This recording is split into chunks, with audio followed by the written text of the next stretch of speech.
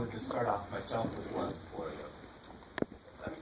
I popped in, I watched the last part of the movie, and it's so apparent, some of those interviews, I mean, the emotion is so raw right there. It's so on the screen. I'm wondering if you can talk, though, about the reenactments and what it was like for you to go back, what it was like in your head when you were shooting those.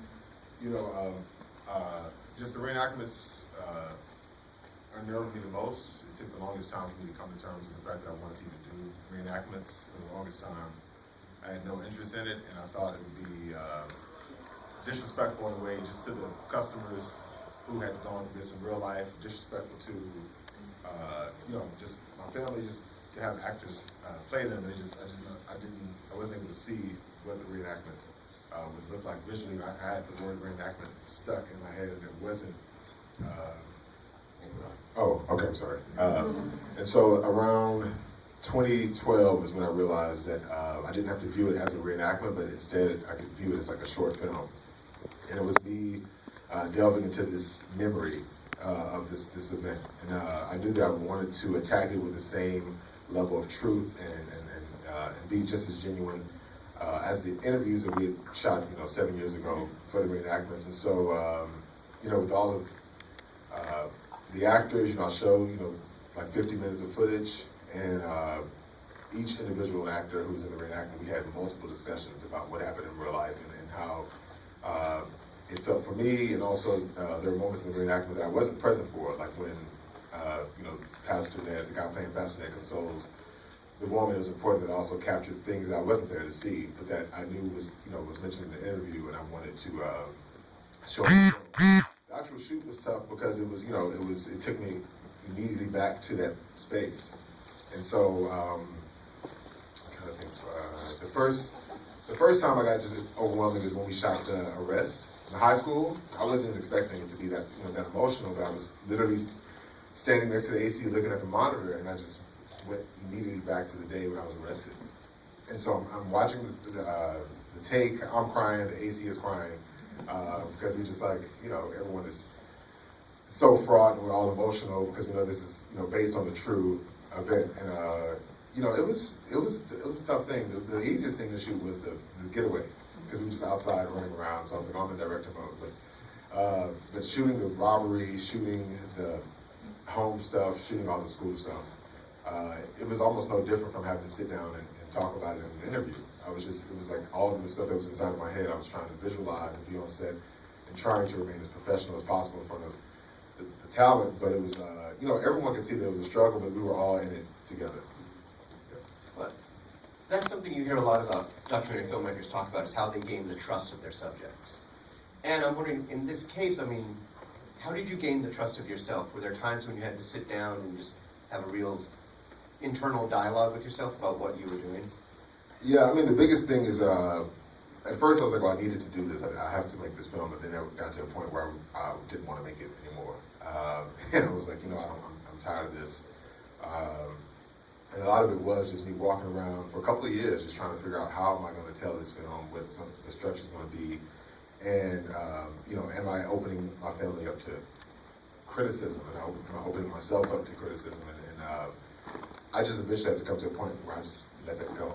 And I said, if this thing fails, it fails, but I have to finish it. Even if it's not good, whatever, let me just finish it, because not finishing it would drive me more crazy than what people were going to think about the finished product. So I just had to get it done. And the biggest thing is,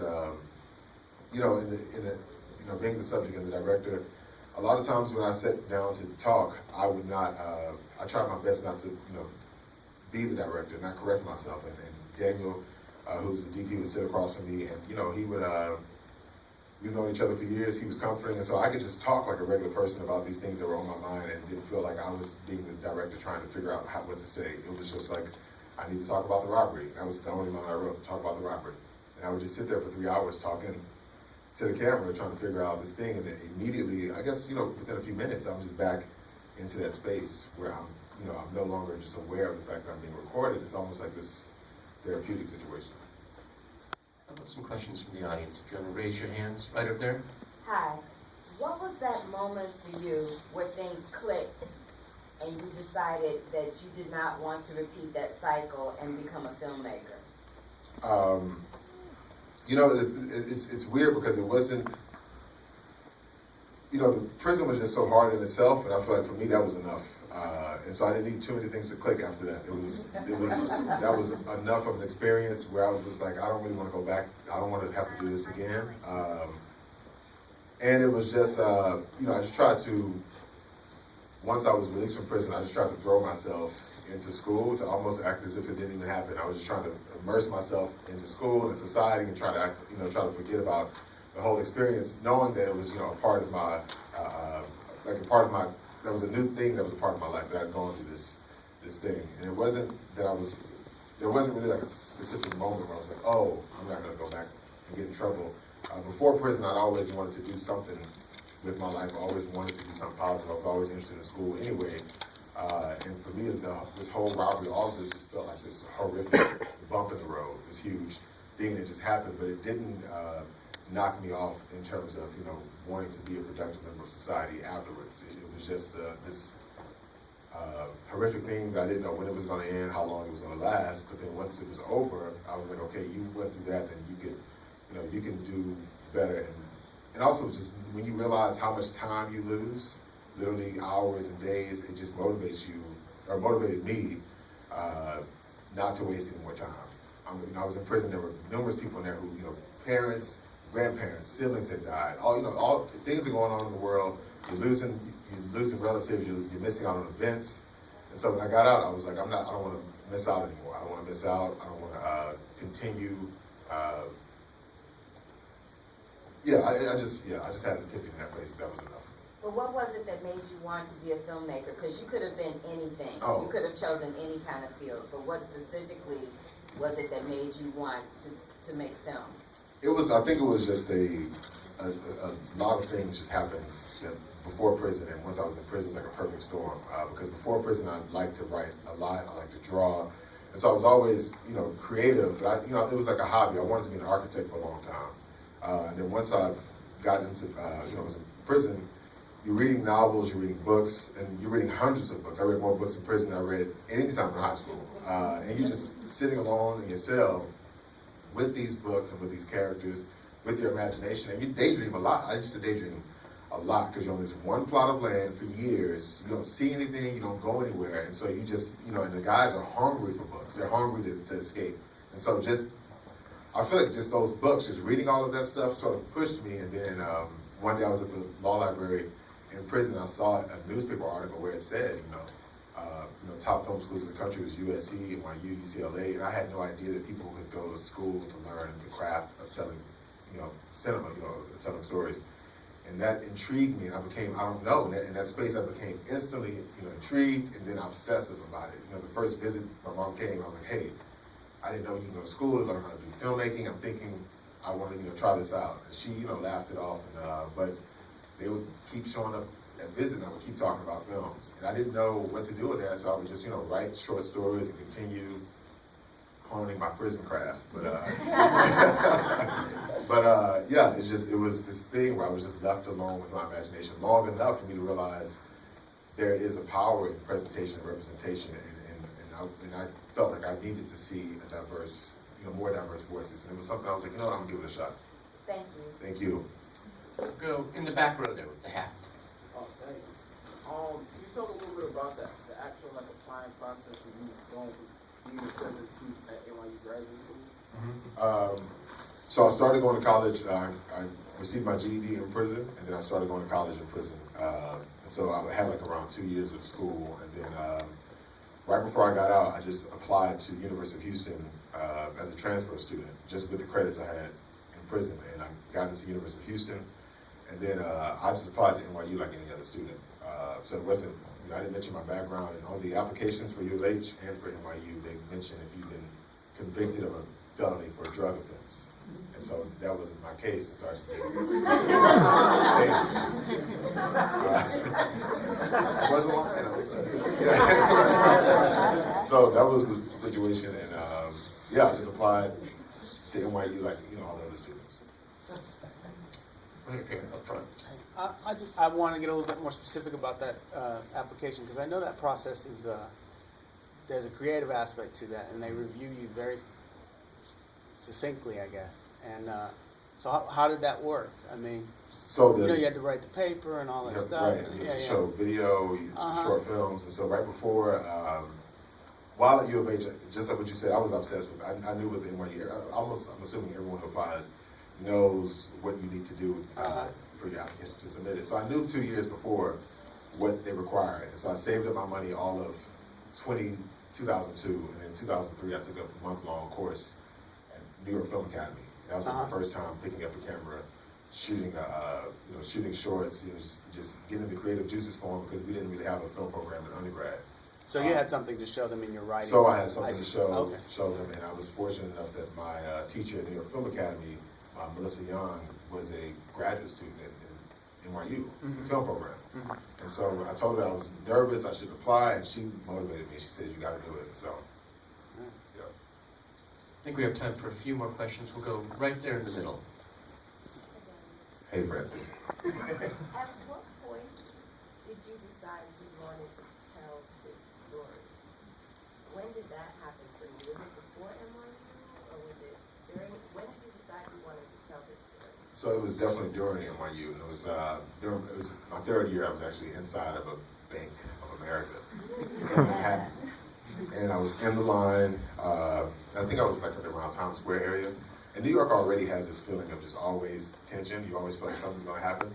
And I was in line and I had a panic attack at the bank because I thought somebody was about to come into the bank and rob it. I'm standing there normal, and then I look out and I see, and I don't even know if what I saw was real, if it was in my head, but I had a full-on panic attack where I couldn't breathe. I was sweating, and I remembered from the moment I did the robbery back in 1997 that I somehow always felt that I was going to be involved in a robbery on the other side of the robbery. And so that panic attack shook me up, and I went home. I called Daniel Patterson, and I told him what happened. And I had this thing, and we started talking about just the robbery itself. And I told him, I said, my family was so caught up. We were all so caught up in just the robbery and prison that we didn't really spend any time, dealing with the actual innocent customers who were inside the bank and what they went through and reaching out to them. It's just, your parents are so consumed with the case and they're so worried about you. And that kept weighing on me, and I told Daniel I thought about tracking these people down, that I wanted to go and meet them. And I had no idea, at the time why, but I felt compelled.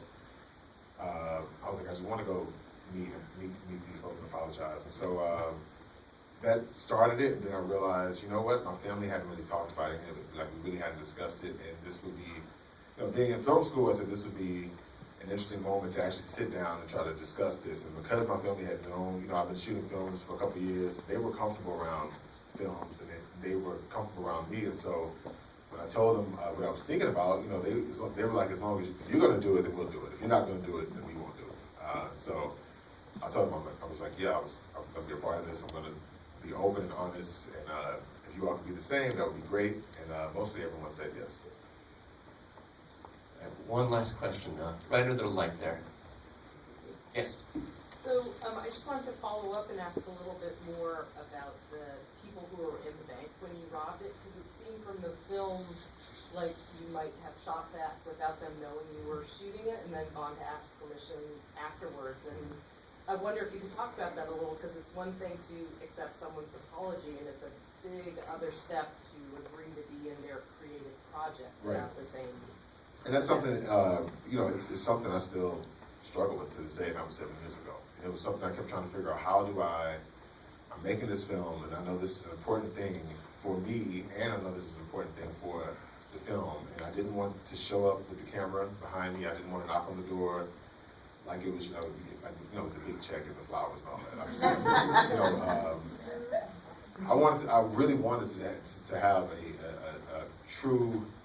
I didn't know what was going to happen, and to be honest, a lot of us, the crew, we thought something bad was going to happen. We were prepared to call the police because it is Texas, and we didn't, you just walking on someone's property saying, "Hey, I robbed you. I'm sorry." You can get shot for that. Just that. But I had this discussion with Daniel and Brian Johnson, who did the sound, and we kept going back and forth. And Brian was like, "You know what? You can wear a wireless microphone." And I told Daniel, "What if we just leave the camera in the car? And even if the shot sucks, even if you can't get the perfect shot, just turn the camera on, but we're not taking the camera outside of the car." And yeah, like you said, it was in terms of just ethical purposes, yeah, it's for me, it's still something, like I said, I struggle with, because it's not fair for someone to not know that they're being recorded after the fact. But Pastor Dan and some of the other customers were kind enough to say, once I explained what this thing was, and especially once I finished the film and showed some of them, they came on board. But a lot of people who I went to their house, they're not in the film. They didn't agree, and you see only one person who was in the bank agreed to an actual interview, and so it was a challenge. Did that answer your question? Yes. I'm sorry. All right. Darius, thank you so much for being here with us. Thank you. Please remember to vote for the Audience Award on your way out of the theater.